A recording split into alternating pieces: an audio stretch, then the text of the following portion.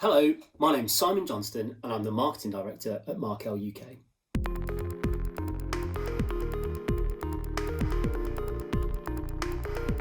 Today, I'm going to provide you with an overview of how we have been supporting the care sector to respond and recover from the COVID-19 pandemic.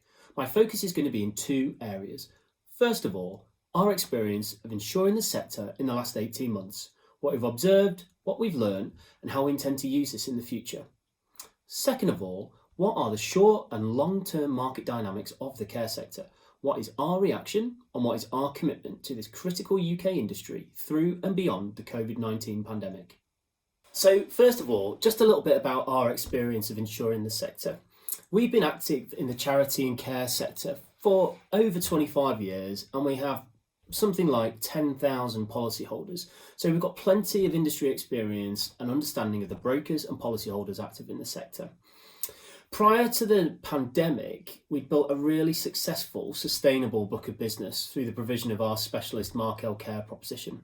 What we found though is that the market had become increasingly competitive through a number of new entrants, often non-specialists, attracted by the perceived profitability of the sector and offering standard package wordings. So generally there was lots and lots of capacity, lots and lots of competition, but of real varying quality, all chasing for the same business. So as the pandemic reached the shores of the UK, one early observation for us was the amount of uncertainty that existed for care businesses. A combination of lockdown, government support schemes, and just this rapidly changing regulatory environment meant that care businesses were turning to their brokers and insurers for clarity on their business operations and exposures. Now, I recall sitting in several meetings where we were talking about conversations with brokers who were asking us for support on interpreting certain covers and exposures for care clients that weren't even insured by Markel, simply because the generalist wordings, often supplied by some of the composite and MGA players, just were unable to confirm cover or understand the potential liabilities that were now starting to rear their heads in this new environment. As things progressed, we started to hear from brokers that there were many carriers and MGAs that had actually stopped writing new business in the care sector. I remember in the space of 1 week, 4 insurers closed for new business altogether and chaos just ensued. We heard numerous stories of phone lines not getting answered, long wait times on hold, and difficulties getting any response by email. So it appeared that many businesses had actually just shut up shop or were struggling with workload. So at this stage at Markel, we were just working so hard that when it came to underwriting, we continued to keep the wheels turning. We remained open for business throughout and we stayed on top of our renewals. So that's something we're just really incredibly proud of when we look back over the last 12 months.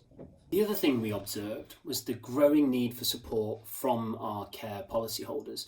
Markel Care policyholders get access to Markel Care practitioners, a legal advice phone line, and also our online repository Law Hub. And in the early days of lockdown, we saw usage of these services just dramatically increase, and we were able to see and hear exactly what care businesses were dealing with and what type of support it was that they needed.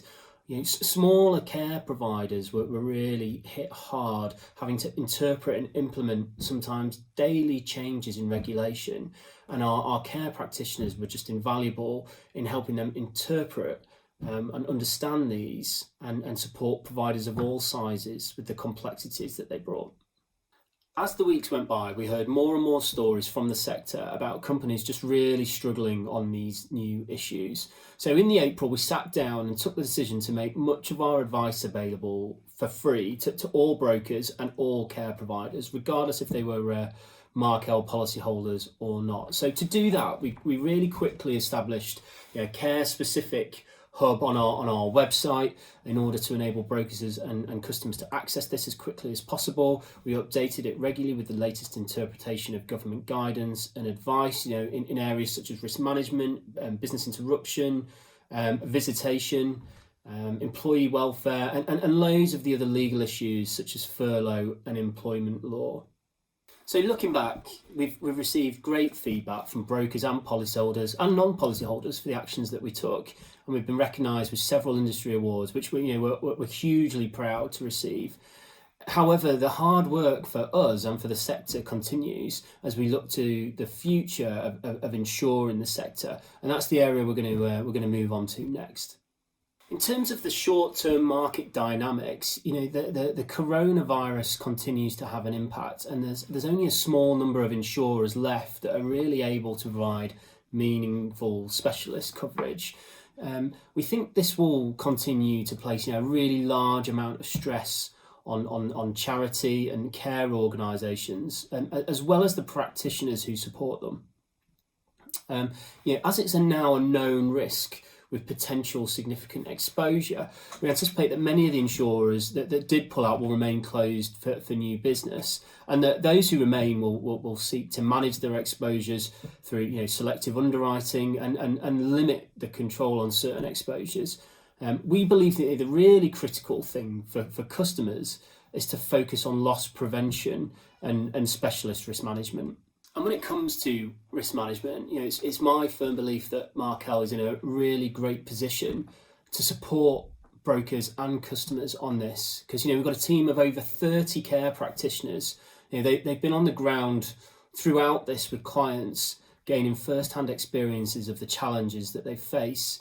Day to day, we're supporting our policyholders with this interpretation and implementation of the evolving CQC guidance in areas like infection control to ensure compliance, reduce risk, and to protect their businesses.